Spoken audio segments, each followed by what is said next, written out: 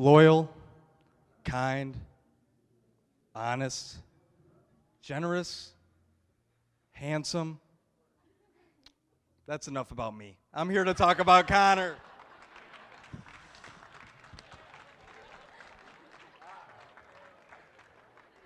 Good evening, everybody, and thank you all for coming tonight to this great celebration of Connor and Kelsey's love. So let's start this off by putting our hands together for them.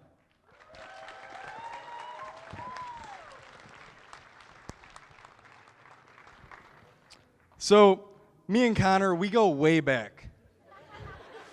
All the way back to the year of 1999, when I was born. Back then, when we were way younger, I heard stories that he was a feisty one. Some things never change, do they? You know, it's strange giving a speech like this one, because my mom, she always told me, if I had nothing good to say about someone, I should just be quiet.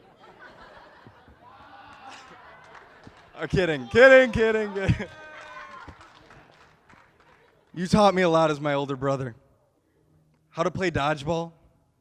I learned how to hustle our neighbors for their Pokemon cards. How to play video games like RuneScape. How to build forts.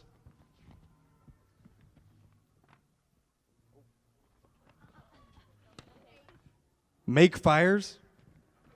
Chop down trees. Go fishing. I could stand here all day listing more useful life skills that you taught me, but we'd be here all night. Out of all the fun drinking stories I have with Connor, also internationally known as Beer Connor, I decided that this speech was not the time to tell them. Maybe a bit later in the night you could come up to me and ask me, because I've got plenty of stories. There is one story that sticks out to me, and I think it sums up dang near everything about my brother Connor. When we were much younger, Connor started playing t-ball at like 5 years old on the Tigers. And then he got old enough to play some real baseball and played for the Red Sox. He was the number 7, and he was the pitcher on both of those teams.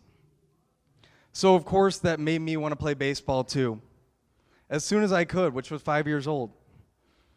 And since Connor was the number 7, it made me want to be the number 7 too. And of course, I was on the Tigers just like he was, and then I was on the Red Sox. And I began my baseball career as a pitcher just like he did. Looking a little more into the future, I remember trying to copy his style. When I could start going to dances in 5th grade, as embarrassing as it is, I had him approve the outfits I would wear. I had him approve the dance moves I would do. Everything.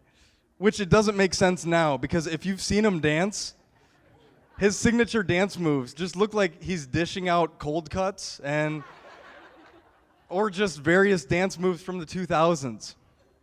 But don't worry, bro, I love the cold cuts dance.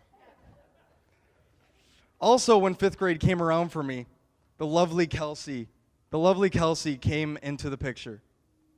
Just everyone look at her tonight. She looks absolutely stunning. Just give her a hand.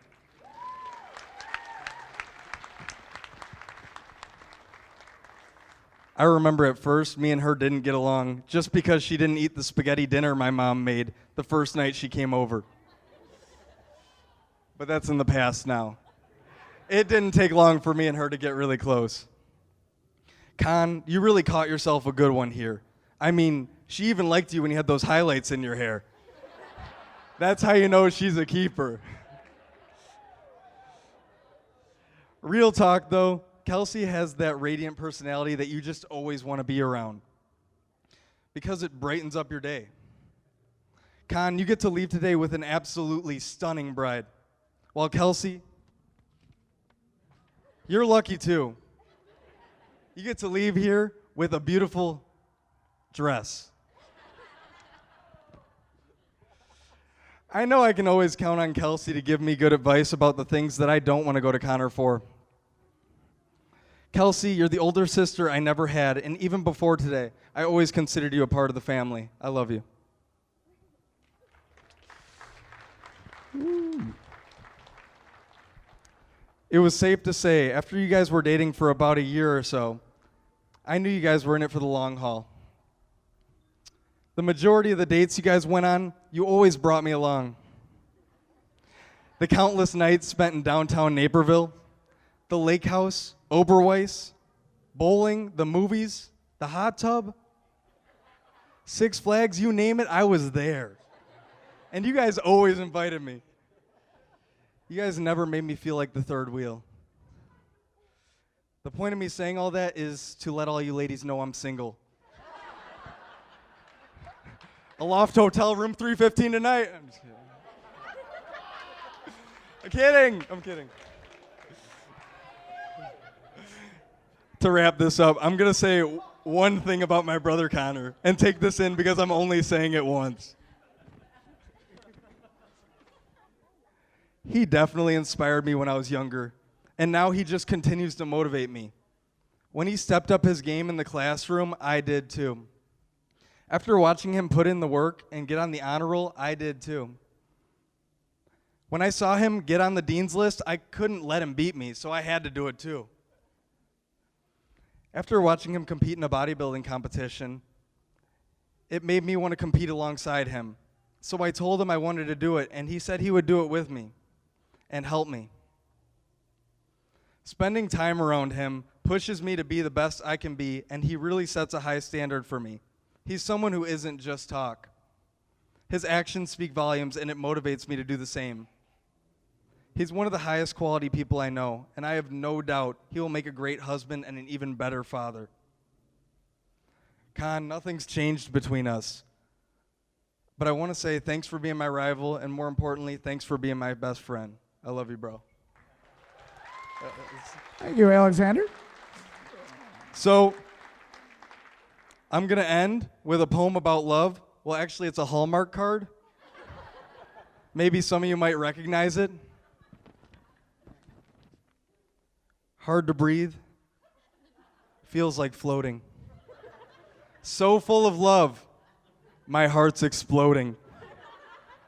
Mouth is dry, my hands are shaking. My heart is yours for the taking. Acting weird, not myself. Dancing around like the Keebler elf. Finally time for this poor schlub to know how it feels to fall in love. That was by the great Longfellow Deeds, if you didn't recognize it. And I thought that this poem would fit perfect for this wedding and this marriage. So now, please join me in raising your glasses as we toast to a life filled with love for the all-new Mr. and Mrs. Runge.